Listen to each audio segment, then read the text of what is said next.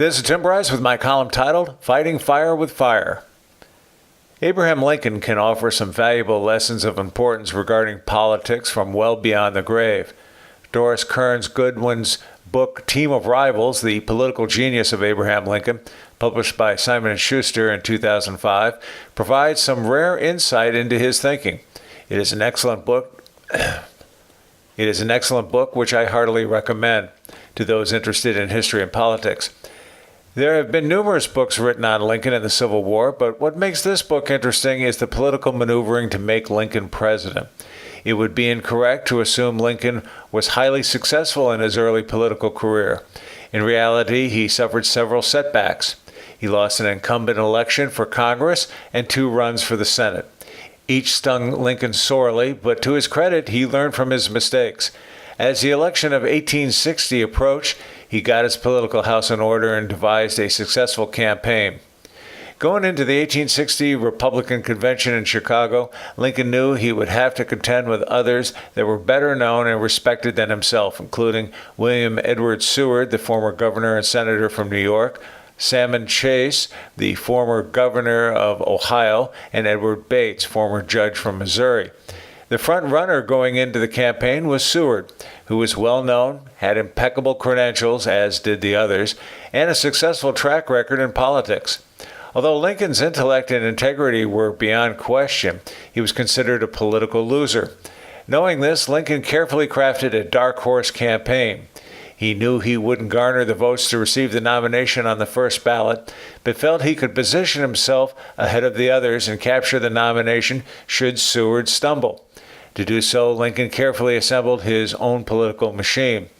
Not only were all of the Illinois delegates behind Lincoln, but he recruited political handlers who had run against him in past campaigns and won.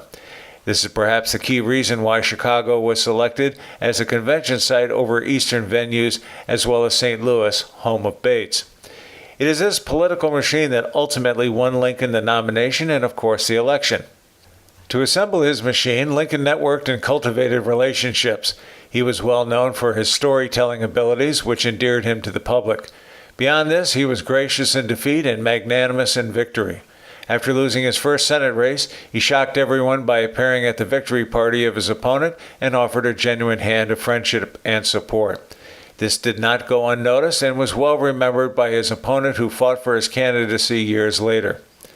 Lincoln's ability to turn opponents into proponents is at the heart of the book. During the campaign, and knowing he would be a dark horse candidate, Lincoln did not find it necessary to speak ill of his opponents in his party's race.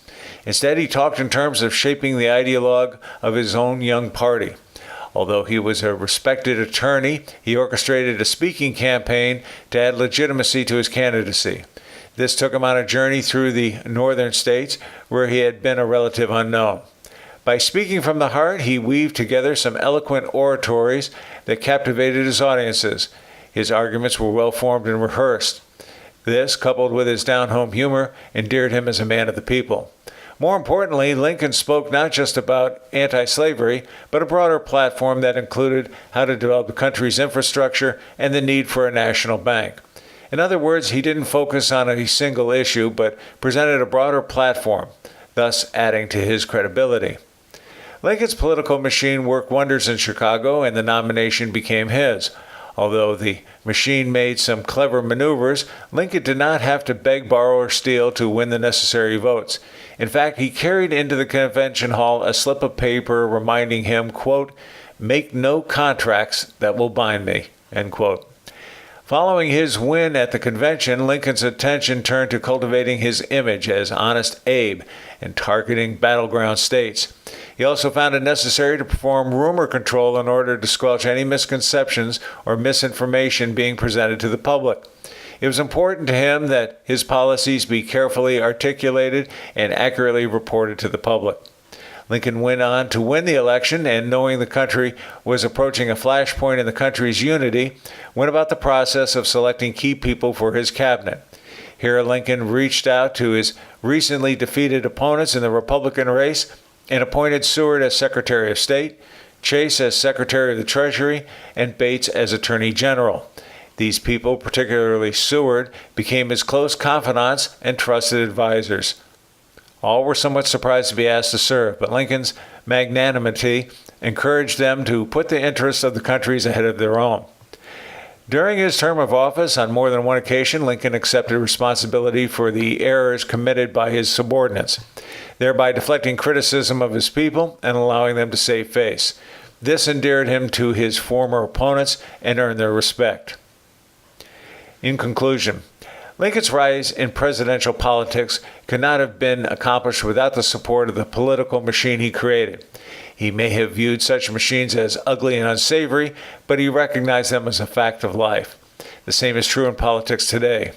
Too often, political machines subjugate the election of leaders. As Lincoln has shown us, the only way to fight fire is with fire. As a footnote, Team of Rivals was the book used as the basis for Steven Spielberg's 2012 movie Lincoln, starring Daniel Day-Lewis in the title role. Interestingly, the movie concentrated on the Emancipation Proclamation and the 13th Amendment used to abolish slavery. This represented a paltry 12 pages from the 944-page book. The real story was about how Lincoln's ability to forge relationships. Unfortunately, Hollywood decided to overlook it. Sad. Very sad. Friends, keep the faith. This is Tim Bryce in Palm Harbor, Florida. Follow me on the internet at timbryce.com.